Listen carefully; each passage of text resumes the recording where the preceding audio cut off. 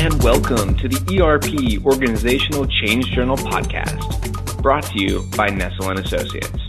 Nestle & Associates is an ERP organizational change management firm serving the private equity industry. Hello, my name is Jonathan Donald, the founder of Invert Ventures, a change strategy firm. I'm here with my co-host, friend, and colleague, Dr. Jack Nestle, the founder of Nestle & Associates.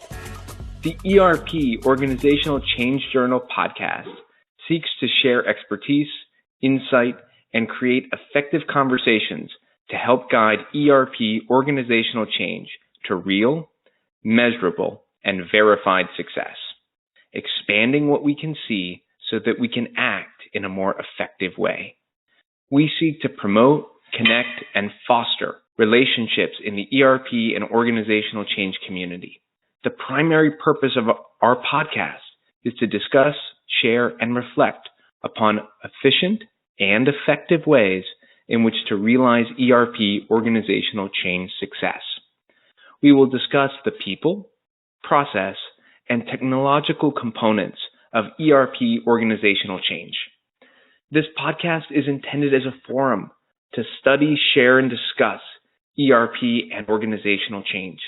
And it's our sincere hope that it's treated as a collaboration tool and resource and proves useful to you as we share lessons learned, explore best practices, and discover the human element of ERP organizational change.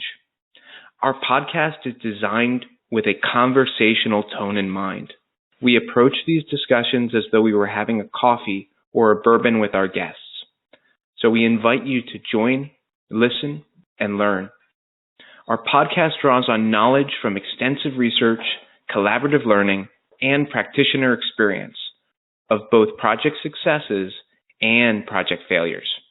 A general review of the themes of ERP and organizational change practice, literature, and research suggests that understanding and critically having an awareness of tactics founded in principle is fundamental to ERP organizational change success. Our podcast will discuss these tactics, discover these approaches, and understand these principles so that they may prove to be useful in addressing your ERP organizational change challenges and risks. We look forward to helping you and your organizations transform successfully. Jack? Thank you, Jonathan. I'm looking forward to another great conversation with you and our guests today. As we are a podcast that desires to engage in valuable insight into the world of ERP organizational change success with interviews and roundtable talk, our guests include experts and pioneers in the field, organizational stakeholders, practitioners, and researchers. We are discussing on any and all things ERP and organizational change. Our podcast is a platform for those seeking to share, learn, and reflect on ERP organizational change success. In this episode, we will discuss a business intelligence game changer, RFID, radio frequency identification, with Mr. Gary Moscovciak. Mr. Moscovciak is the SML Group Senior Vice President of the Americas. Gary is an executive with a proven track record of success with global business development and management. He brings a unique combination of strategic development and execution, supported by a strong background in finance, business development, operation, and sales. Gary is known as a well-rounded, hands-on executive that leads by example and drives results across functional, global, and domestic teams. He's known for emphasizing staff and resource accountability, leading change and transformation, team alignment, and creating cost savings through functional consolidation and leveraging existing infrastructure, focused with strategic and commercial strategy. Gary brings strong competencies in business turnaround with sustained growth and leading those companies to expansion based on his nearly 20 years in various executive positions, both internal and client-facing. Well, our next guest has in-depth expertise and experience in RFID, data solutions, and business intelligence. Gary also is a genuine and effective with a strong sense of team development, strategic thinking, and leadership. So today we want to discuss the value of RFID as a technological tool in which to provide a competitive advantage through improved business intelligence. But we will also discuss the people and processes required to implement the RFID technology. So today we would like to discuss with Gary RFID technology specifically, but also what it takes to realize RFID success in general. Last year, Gary was featured in an article in CEO magazine called Labeling Counts, in which he stated, quote, "To us, it may be the most insignificant part of a garment. That little piece of fabric is largely unnoticed until it's hanging out, but never underestimate the power of a label." To me, that's an interesting quote, so let's learn more. Gary, as a longtime friend and colleague, and as someone who has witnessed your success and leadership firsthand, we are so happy to have you on our show today. Thank you, Jack. Thank you, Jonathan. I look forward to the conversation today. All right, let's dive in. Gary, I just want to provide some context for our listeners first. So we're going to have three parts of this conversation. We're first going to look at getting some context on RFID and its adoption in the industry. Then we're going to change gears a little bit and look at RFID today and dive into its business implications. And then finally, we're going to look at what are the pieces needed to ensure a successful RFID implementation, and what can we learn for organizational transformation based on your experience. So to start us off, I want to give our listeners who may not be familiar with RFID technology and its exposure in the industry, can you give us a brief context of what is it, what does it do, and how you see it in today's apparel industry? Sure thing. So radio frequency identification, RFID for short, basically it's the DNA of a product, an electronic DNA. Every product that it touches, it's unique. It allows you to seamlessly move throughout your supply chain from creation all the way through consumer and even post-consumer. For the listeners, view your Easy Pass or Toll Pass. That's a form of RFID. It's an active RFID, Sure. Whereas there's a battery power. What we're speaking of today is UHF, ultra high frequency. Let's dive into, you're talking about the difference between active and passive. For most Correct. of our listeners, I certainly don't know what the difference is. Can you give me an overview of what that universe looks like? Sure thing. So passive RFID means there's no battery-assisted power somehow generating that signal. So radio frequency identification, RFID, allows a reader to send a signal to an inlay, and an inlay comprises of a chip and an antenna.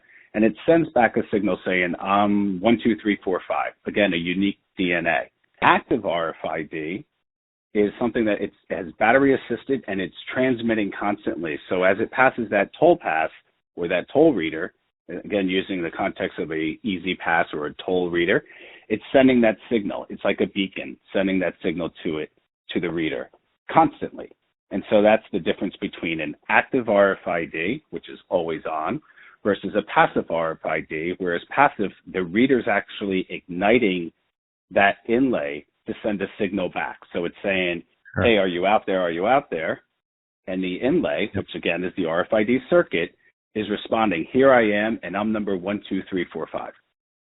Wow. Okay. So just to make sure I can understand this, right? So RFID is a way of understanding and really pulling out the DNA of a product from where it's sourced to post-consumer experience.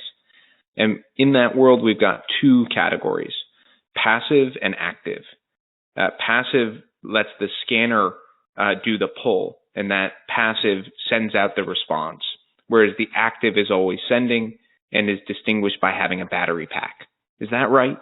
That is correct. So before we move, I want to get a sense of, in the supply chain, which one is more commonly used, and where have you noticed the biggest shift for RFID? It is definitely passive. Passive it's very low price points.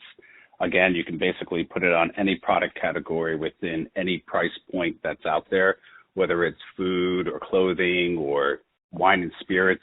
really doesn't matter. Active, you're seeing more in a trusted transaction as well, to where you're seeing, as I keep stating, with the toll pass and things such as that, or if you're tracking large items within your, let's say, construction or what have you, and you always want to have that beacon going, then you're seeing RFID play out in that arena from an active perspective. But what we're talking about within the retail space, it really is a lower price point, and you just want it to respond to the reader. So you're always going to see us in a passive solution or ultra high frequency solution, and that's what we're referring to here for RFID. RFID covers a broad spectrum of products, but when you narrow it down between high frequencies, such as your hotel cards that you would use, that you just pass, touch, or NFC, which where you use on your iPhone to pay for something, UHF it's using a reader. It has a very far read range.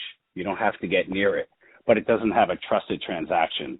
Whereas with your Apple Pay or something like that, you need to use your fingerprint or some other security in order for the transaction to take place. So, Gary, we'll get into some more of the details in just a moment, but now that you provided some context and definition for our listeners as far as what RFID is, what in general would you say is the general business value of RFID? That is, what would be your elevator pitch to new organizations considering RFID? Right. So imagine Barcode, right? And so with Barcode, you always have a line of sight. Inventory tracking, you have to touch, you have to feel.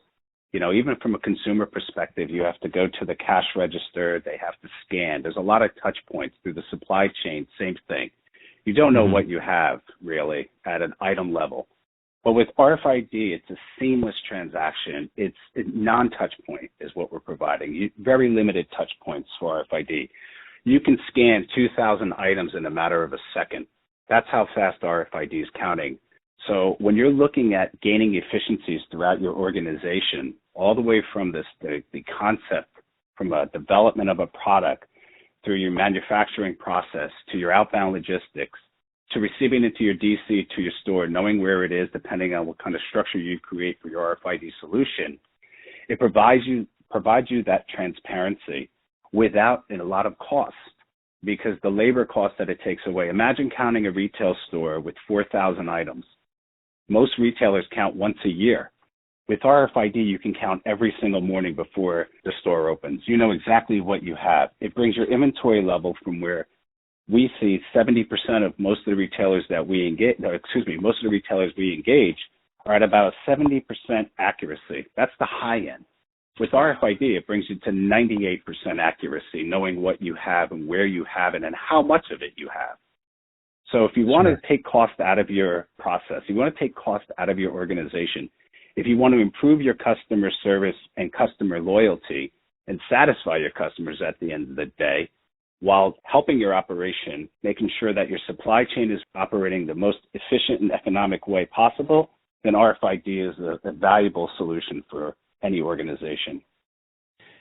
So, Gary, I mean, obviously the huge value is the non-touch piece, right, of that RFID offers your business process. So whether it's you're using a clipboard and a pen or even a handheld scanner, the bottom line is these, 2,000 items or so that you reference, you still have to touch every single one of those in order to accurately count. Whereas with RFID, it's seamless, it's touchless, and in a matter of seconds, you can count, 2,000 items. That is correct.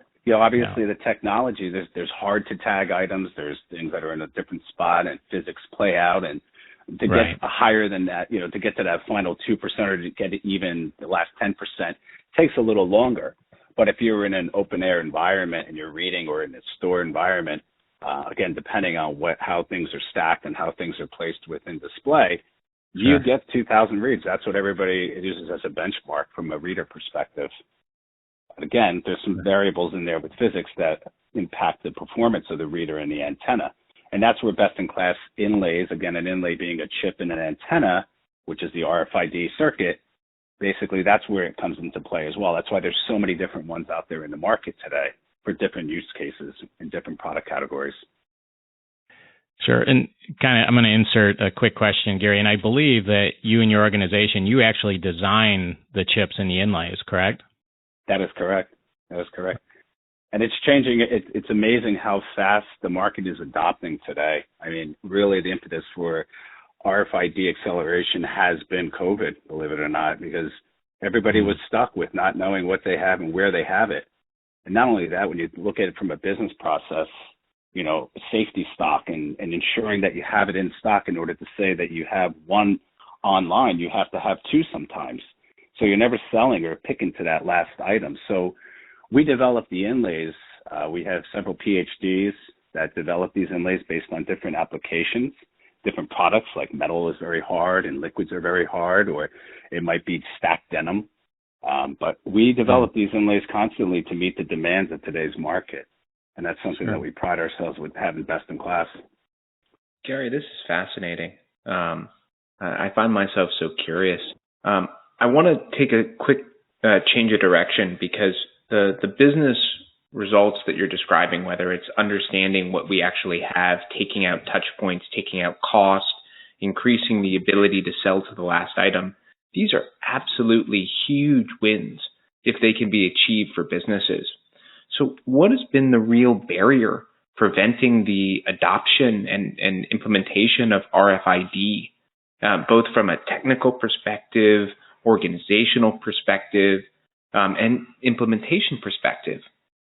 Yeah, sure thing. So obviously, Jeffrey Moore and crossing the chasm, or any technology that we're looking at today, you know, you always get to that point. RFID has been around for a very long time, and the price points have come down considerably to under 5 cents for the most part for an inlay.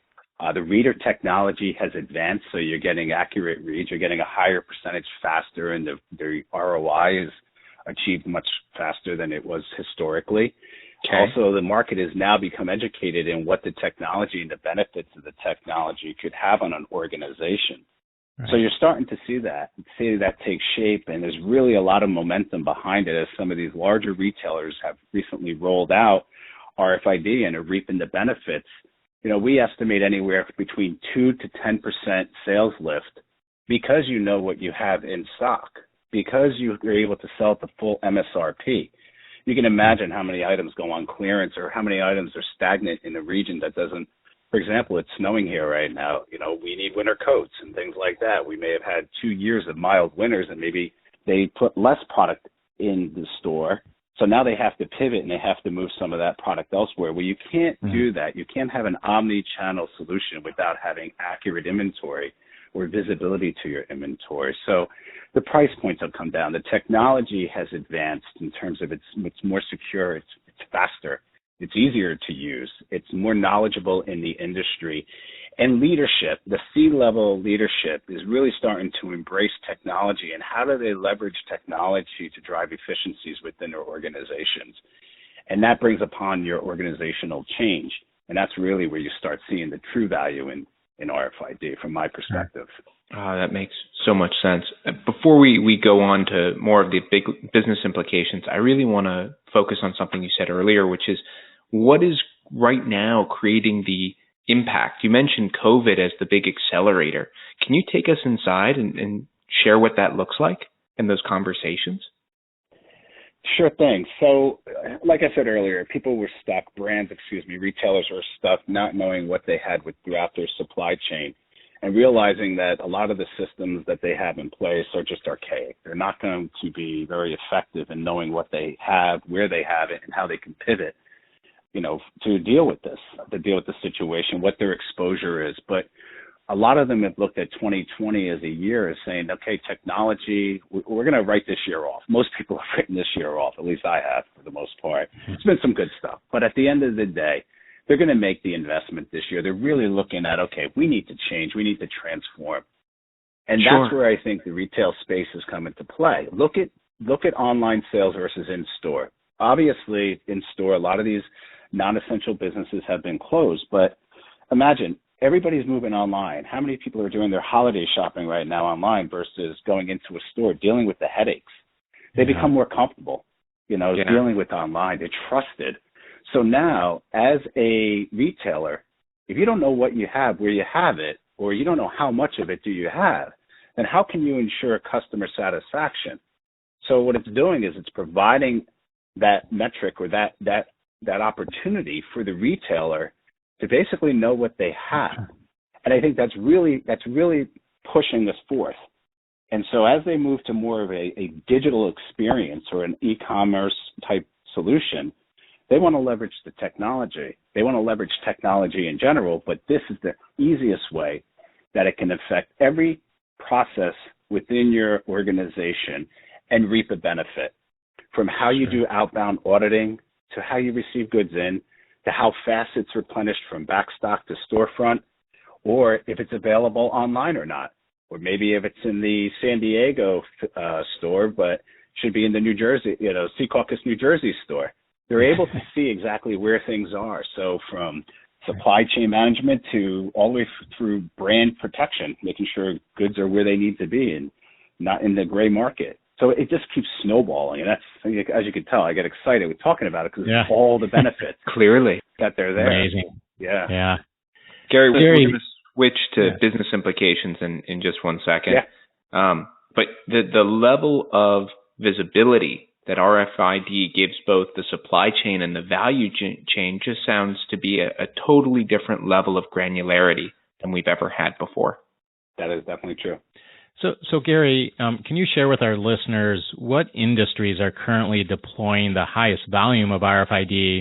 And then also, what do you predict within other industries in terms of RFID utilization in the future? Sure thing. So obviously apparel is driving it, the largest volume that you'll see. And apparel has been, obviously facing many, many challenges with keeping loyal consumers or loyal customers, as well as having that transparency with inventory. And again, a lot of the stats that I provided were related to retail brand owners with that low accuracy of inventory. It's the biggest benefit. It also has sustainability issues. If you look at it from that aspect, you have goods ending up in landfills or you're sending more than what you need, so therefore it's spending more carbon or emitting more carbon by putting more product in somewhere where it doesn't need to be. So you look at your entire process, and so they're reaping those benefits. Aside from the customer loyalty, there's so many different benefits there. So when you look at who's going to have the biggest volume impact, of course it's going to be apparel or retail in the retail space. Then you're seeing other industries like cannabis, actually, from a regulatory perspective, getting heavily involved in this area, knowing all the way from the plant to the distributor, or however it's distributed, dispensary, or whatever they're calling them. So that's another area. The airline industry, Delta has been very big in that with putting RFID on every baggage tag so you can track your baggage as it goes through. It's on the plane or wherever it is. So you're seeing a big push with that. And obviously food and beverage at some point we believe will definitely enter into the space as price points continue to come down and the visibility for, spoilage and things like that have a big play on it. But all in all, you can apply almost any industry to RFID. It's been in the military for a very, very long time. Obviously the volumes are pale in comparison to what you can see in retail. In fact, look at the vaccine right now. It's a form of RFID on that UPS label. I still haven't gotten my hands on it. I doubt I ever will. But, it's 4 different radio frequencies that are going through there, and it's also using GPS to track it as well. So, you're seeing it all throughout logistics. Every industry is going to be impacted. Pharma is big. So testing from the vials or how you get blood drawn at some point in time has a big play in it. So it's interesting to see how this technology touches so many industries and the benefit of it. Again, it's fascinating. So Gary, just a quick follow-up question on that. It seems like it's tremendously valuable to the entire supply chain, right? So if you have a global manufacturer that produces your widgets, or in this case apparel, they apply the tag and it's on the garment, then that's something you can use all the way to the customer, correct? To the checkout counter. So yes, that's true. The earlier you can get to source tagging, to the source, further upstream you can get, the better. Obviously, the benefit you can yield if you put in an RFID solution, if you have readers at the dock doors to capture it as it's leaving, or even throughout your manufacturing process, depending on what you're manufacturing, you can track your manufacturing efficiency. You can track how many items don't meet your AQL. you can track exactly what went onto this or went into this box and then went on to the next phase or next stage within the distribution into the truck, from that truck when it was received into your DC, and from your DC, how it got to your store. You'd be amazed at how many chargebacks, is what we call it, between the retail store and the brand owner occurs every single day. Well, they said they shipped 5 red shirts when in reality they shipped 6, or something like that. So it gives you that checks and balances, and that's the easiest way for listeners to understand RFID. Like, yeah, you may think you have 6 shirts, but you don't know exactly what you have unless you physically count it. What RFID, provided you have the right solution upstream, provides you with that DNA, as I said, that you have 6 red shirts. And, oh, by the way, you have 2 of them are size small, 3 of them are size medium, and 1 is size large. So it's, again, drilling it level, another dimension further and further and further onto the item level. That's why I call it the DNA of any product. Sure, yeah. Gary, this is really interesting, and I want to stay on this theme of DNA, because you in a recent interview with CEO Magazine, we've got a quote from you that's really talking about that. I'm now going to read this for our listeners. In simple terms, each item has its own DNA. It's serialized, it's unique. RFID technology utilizes radio frequency to identify the item, providing brand owners with inventory clarity to better manage their supply chain and implement a true omnichannel solution to buy online, pick up in store, basically fulfill orders from anywhere. Now, this quote to me really highlights what visibility you give through RFID and its business implications for the rest of the organization. I want to speak specifically to omnichannel and probably to your retail experience. What do you see as the most important factor for RFID supporting omnichannel? Sure. Again, not to restate what I previously stated within the article or during this conversation, but looking at it from changing a business process, that's where I ultimately see RFID's benefit. It's great to know what you have and where you have it and all of that, but what are you doing within your organization to change it? What processes are you going to put into place or modify and re-engineer, because now you have that visibility, you have that clarity that you did not have prior. Sure. You thought you may have had it, but now you really have it. So you're going to move your supply model, okay, or your procurement model. You're going to move from just pushing as much into a market based on, what you feel is the appropriate amount, to more of a pull model. You're pulling it in to what's really necessary. You're able to pivot your inventory. You're able to pivot your merchandise into markets where it's needed, also based on consumer demand. You can also see what's been sitting longer, so you know what has worked, what has not worked from a development perspective or design perspective. Mm-hmm. All these different things. You also know whether or not you have too much warehousing. How do you get to really understanding your supply chain? Of course, using, a just-in-time or, any type of agile supply chain solution, you want to minimize the amount of time that you have your product sitting on a shelf. You want to get it from your manufacturing site to your consumer as fast as you possibly can. So finance people, and my background is extensive in finance, I look at all these different nodes in this supply chain, is what we'll call it, and I look at every savings from a human perspective, human labor perspective, or human cost perspective, in terms of, okay, that's 10% less touch, or 2 minutes, or 3 minutes, or all the way throughout, or I need less of this, or less containers. Yeah, and again, it's just an avalanche. Yeah, it's a pyramid is what we call it. Like, okay, great. Get your inventory accuracy. Take the next step. Now that you know what you have, how are you going to change your business process, things like that? Take another one. How do you engage the customer and leverage the technology and use data analytics? Again, it's data. RFID is providing that DNA, a data point to capture in a seamless transaction. Gary, there's so much here, and I just want to take a step back and see if I can capture this from our listeners. And for our listeners. So one thing is that RFID gives that whole level of visibility. But what I think you're saying is that that's just the tip of the iceberg. And the real question is, okay, so now that you have this visibility to what we can see and what we can do, what possibilities does this open for our business, both in our supply chain, but how we engage with our customers, what behaviors our employees do, what systems does this create. It's really a different level of organizational change based off the data RFID provides. Is that right? That is absolutely correct. That is 100% spot on.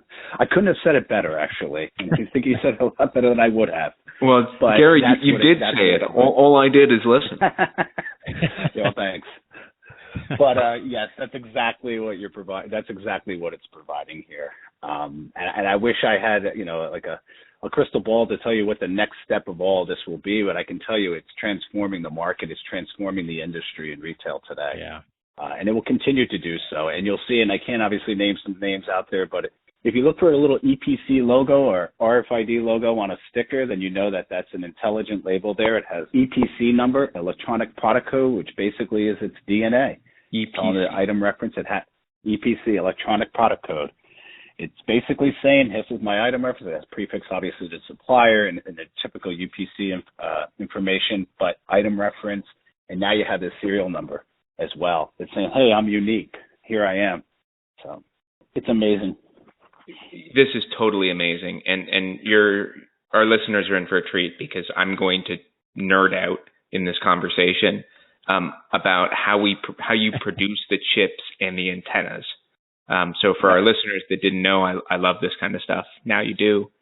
I'm so curious how your team designs these the electronic circuits that don't need electricity or battery packs inside. Can you explain a little more detail about the technology?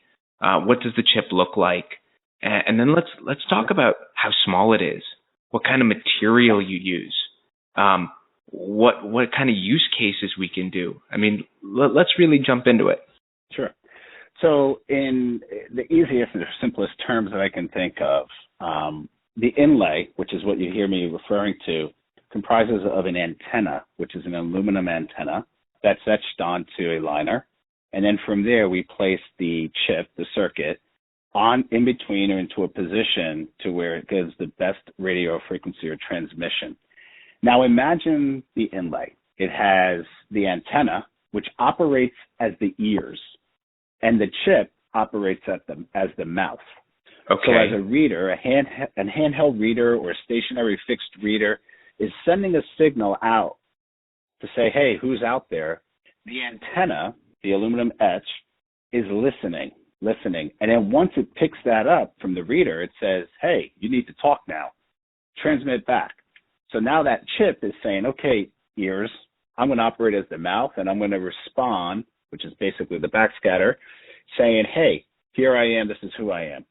So what we're doing is we're basically developing inlays, aluminum etched inlays. There's also different methods and some other technologies that we're working on as well that basically are designed based on the product. So, for example, as I was saying earlier, denim, it might be a difficult item, or it might be something that has a little bit of liquid in it, or it might have foil stamping or something like that. Everything that would impede RF transmission. Yep. Basically, we're designing these inlays to perform at the maximum read range, the best sensitivity in terms of how it's going to communicate back to that reader. So you're taking that chip and the way that you can obviously bond it onto that antenna to create the circuit. It's very, very simple in theory, but I can't say that I can sit here and design an inlay or anything like that. That's why we have the PhDs do it at our organization. But it's in simplest terms, that's how it's communicating. And as I said earlier for the listeners, go look at one of those labels or buy a product with an EPC sticker on it, peel it off, and you'll be able to see that inlay for the most part. Or even an embedded hang tag or a sew-in label that you'll see. A lot of RFID out there today in retail. Say more about sew-in. Say more about where they can see these, because these are not large tags. I mean, these sound like quite small circuits. Yeah, they are pretty small. Obviously, depends on the application. Again, if you're doing any type of far range or any type of densely packed, you want to have a bigger antenna. But today, the technology is advancing so much. Obviously, Moore's Law, every 18 months we have a new circuit coming out or a new chip being designed. The technology improves 50%. But here you're looking at a 50 by 30 millimeter antenna or sticker, basically on a product. It's not taking a lot of real estate. It's like a inch and a half by, what's that, like an inch and 3/4, something like that. Then you have a little 42 by 16 millimeter inlay, which again is small. It's it's a 3/4 by 1 inch. So you have all these different sizes that are out there. You have buttons that are near field. And again, the bigger the antenna, the larger the read range will be. Okay, the smaller it is, historically has always proven that it will get less of a read range. But the technology is catching up so fast to what the application requires that even the smaller inlays are competing with some of those 50 by 30s or a 70 by 16 millimeter. I speak in millimeters, unfortunately. No, that's fine.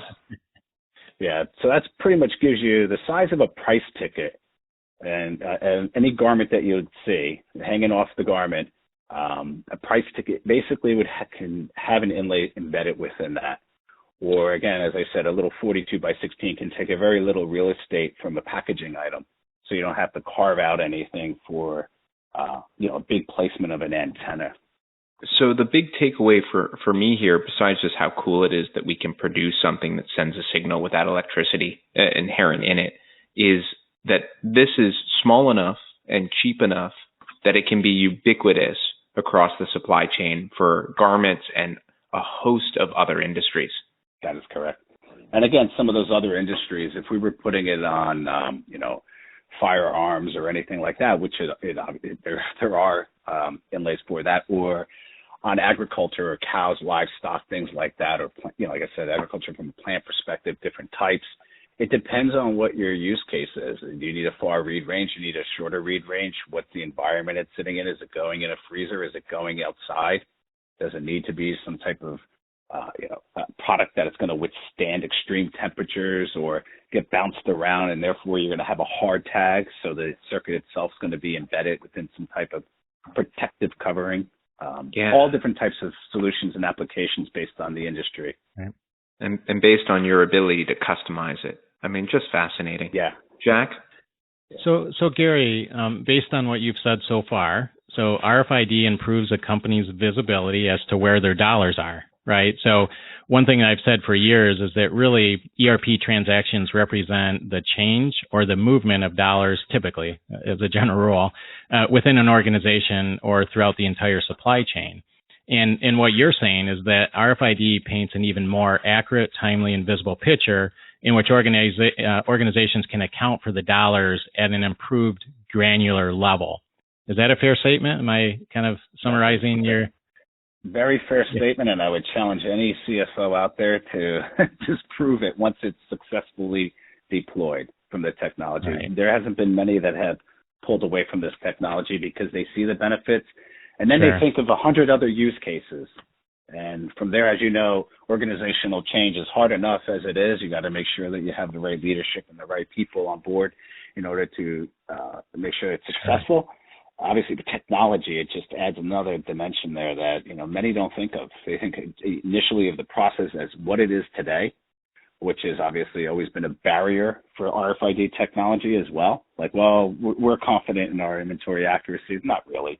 You may be accurate financially, but not down to the SKU level.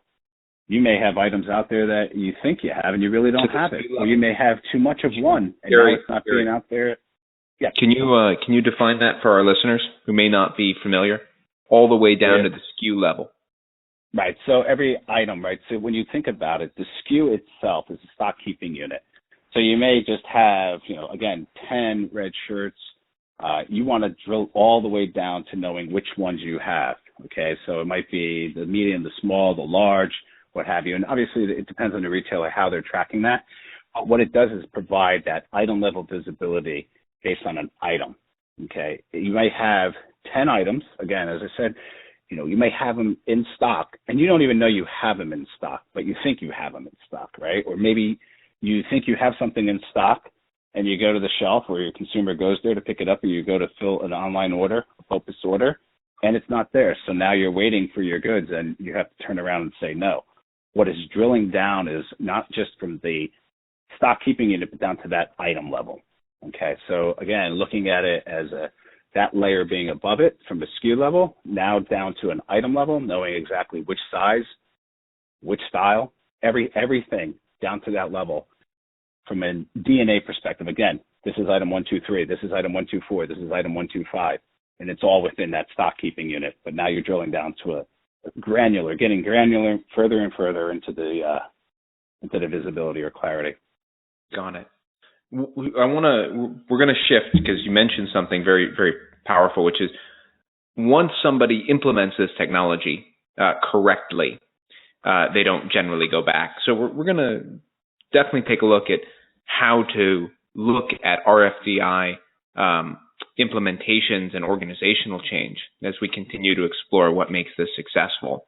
But I just want to touch briefly that you've outlined operational benefits, quality benefits, financial benefits, and visibility benefits across the organization.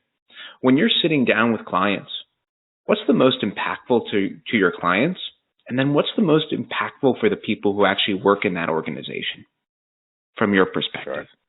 Yeah, from my perspective, the way I look at it, the most impactful, again, getting everybody around that table and understanding that this is a change event that's going to take place within their organization, and that they have to realize in order to get to a favorable ROI, keep your costs low, right?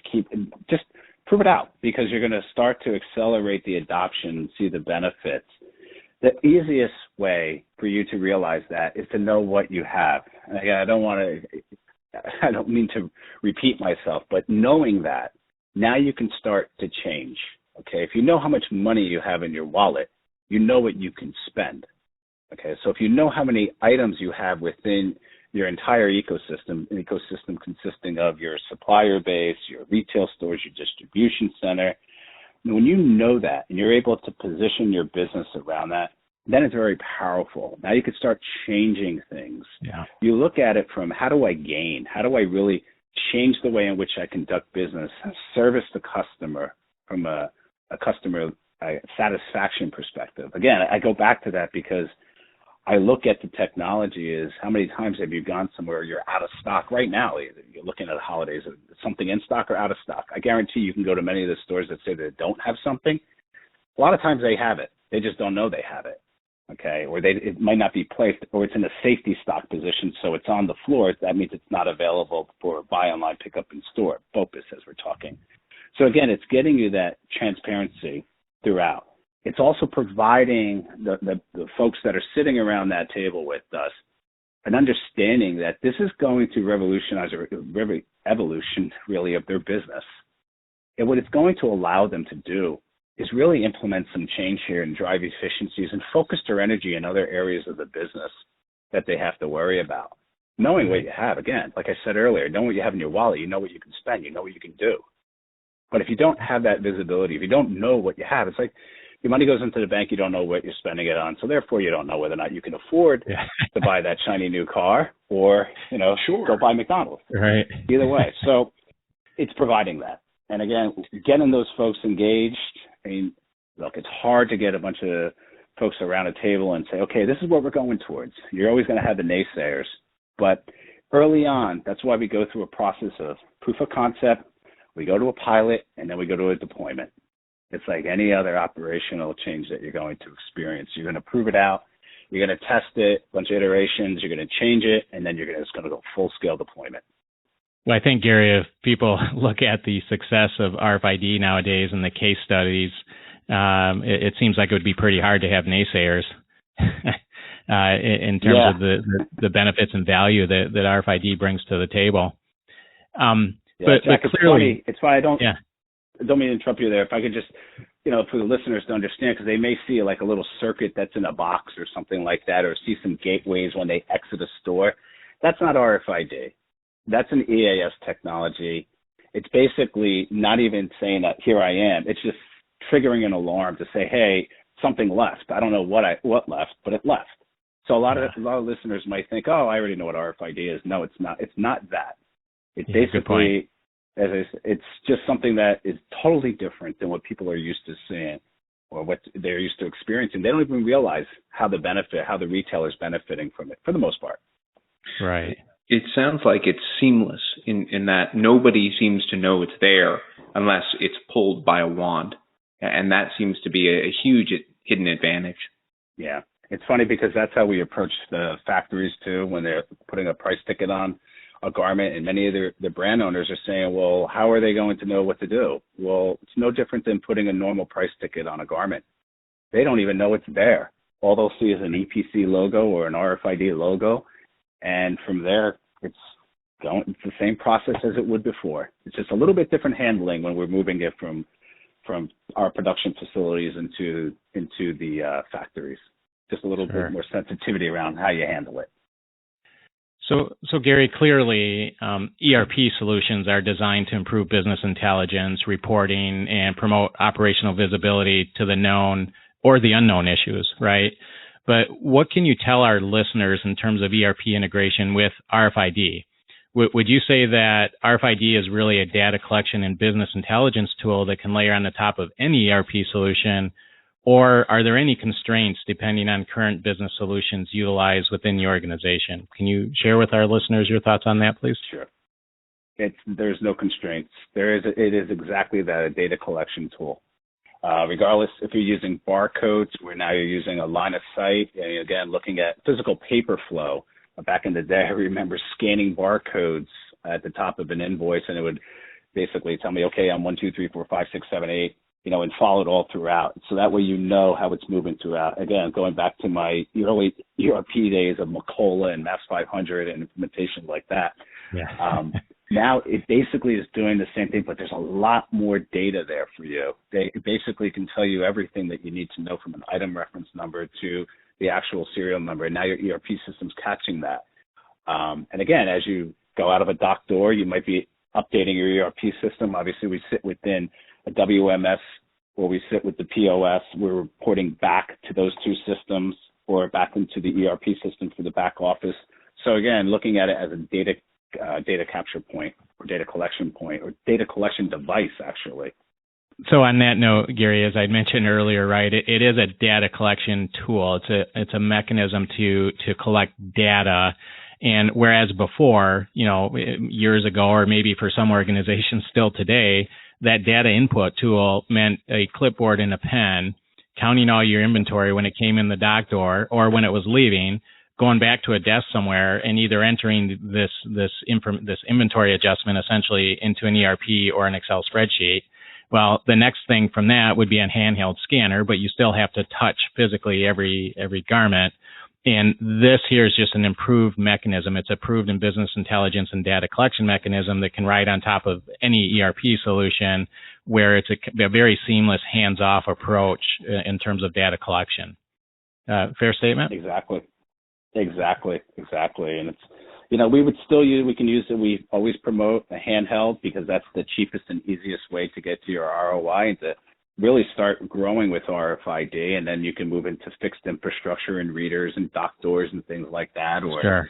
There's technology today to real-time location tracking. So if it moves from one site to another, again, it's cost prohibitive for many of the retailers today and many companies. But then again, it's out there. It really depends on your use case and how far you want to take this technology. How many more touchless points do you need in order to gain the benefit? Does it increment it enough to where it justifies that investment? Or is the solution good enough as it is in using two handhelds and maybe some fixed infrastructure at dock doors in order to get the ROI that you seek or the objectives and business case that you sought after? So. Yeah. Gary, I want to change gears here. I live in the organizational change space, and I want to really nail down how the RFID technology, when implemented correctly, how it impacts systems, behaviors, and mindsets in the real world of everyday people working in a warehouse or a retail store. What does this look like? How much time do you save, and what does this enable for organizations to consider in their ongoing transformations? Yeah, and enables a very powerful word in this space. So imagine, and we'll use it in the context of a retailer, going into a retail store and you're shopping, and meanwhile that person has to go find a garment. They don't know where it is. They don't know if they even have it really in stock, where it is in back stock. But having an accurate system that's been tracked by RFID, having that count in the morning that basically takes them 20, 30 minutes, depending on how large their store is, could take them an hour. having that visibility in their systems constantly updated gives them that transparency. So now I'm another consumer walking in and I need help, and you're nowhere to be found because you're off running away, trying to find something for Jack who's looking for a different size, and you're in the back stock and small footprint. Well, now I'm upset because I'm sitting around, I'm waiting for you, and you're not there. I actually had an experience with my wife. My wife and I had an experience like that recently, to where we were looking for somebody and there was nobody to be found. And I'm not going to name any retailers, but it was pretty discouraging. And I said, forget it. We'll just order it on Amazon and call it a day, even though we were looking for that product right then and there. So again, it enables you to provide that level of service. It also enables you to draw that customer in because you have that accuracy.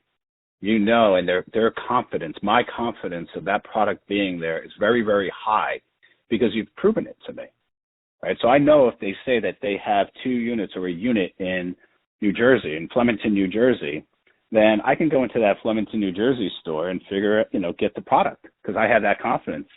Or they may say they have one. I may call the store and have them physically go look. Again, taking human hours or hours that are going to cost the company some money.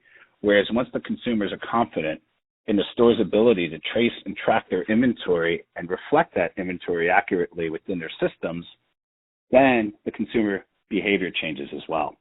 The person working in that store, their behavior changes. You asked the question about what's their response. I can tell you most store associates that use the technology love the technology. They embrace the technology because it makes their lives easier.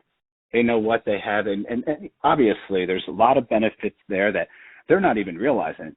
They're dealing with transactionals, and the way we look at it is that, hey, now you can really embrace the technology and you take it to another step. You have employee satisfaction's increasing. Again, consumer satisfaction's increasing. Visibility is improved. So that's what we're seeing today. We have never, or at least I have never, I'll say that, I have never heard of a customer of ours come back and say, hey, associates hate it. They don't want to deal with it. They don't want to do any reads. They're just reluctant. Of course, you get that with any change. You guys know through organizational change, there's always those naysayers, as we said, and people who aren't really jumping on that bus to take that journey. But at the end of the day, most of them convert because they start benefiting from that technology. It's just like I was saying earlier about the chasm.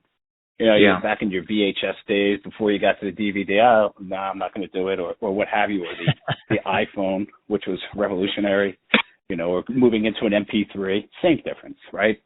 So people eventually, they adapt and they evolve and they embrace it. So, Gary, we all know that digital transformation in its many forms, and especially such as the deployment of RFID, can be a challenge and highly disruptive, as it often requires a change in business processes or maybe a change in business modeling even, as you mentioned previously. In the ERP organizational change field, there's this complete triad that consists of people or organizational culture, processes, and technology, and they all need to be appropriately managed, right?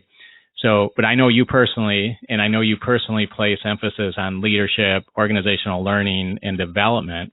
And in fact, the same CEO magazine article that we talked about previously stated that, quote, from a more personal perspective, Gary regards the development of his teams and individuals as his greatest achievements, unquote.